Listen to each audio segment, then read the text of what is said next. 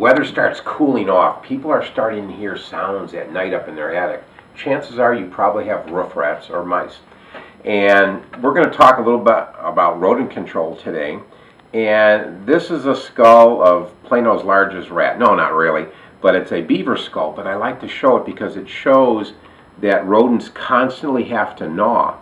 And if we really look at the actual skull of a roof rat, it can fit in the size of a hole the size of a quarter. So that's why rats can get into people's homes. There's a number of things. Most people will probably start to use the good old snap trap. And the trick here is peanut butter. But we've also come up with a rat trapping lure that we manufacture that is unbelievable. And when you put it on a trap like this, it goes off, but you got to be very careful, because that's why I lost its finger. No, not really.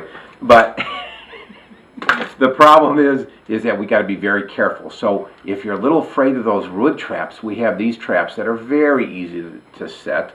And we also have boxes where if you have pets, we don't want your pet to get in a snap trap. So we can set this trap like this after we've baited it, put it in a box like this, and then we just snap it, and you can put it in your garage or out in the patio, and you won't catch your pet. People say, well, how do we know if we have rats? Well, we have rat droppings that we'll show you a close-up in a little bit. We actually have the damage. This was from one of the homes that we treated where this was the drain line for a dishwasher, and they had a major leak in their house, and the rats were just going crazy because they constantly have to gnaw. This was in another house where we found wire up in an attic. Another week of them gnawing, they probably would have caused a fire in this particular house.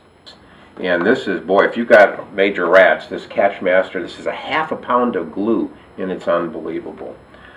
We also have bait boxes that we can see over here. And if you're going to use poison, it needs to be put in a lockable bait station. EPA has changed a lot of laws now, and chances are you're going to have to hire a professional to put this out. And one little trick I'd like to save you with is that this is bird seed. And this is a little trick that we've learned that we'll add this to our trapping paste or the peanut butter. And if you put that in the snap trap, you'll increase your rate by 50%.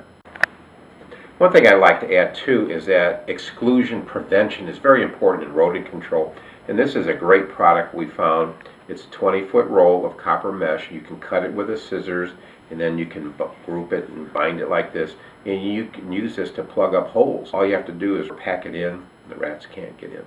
Another tool in rodent control.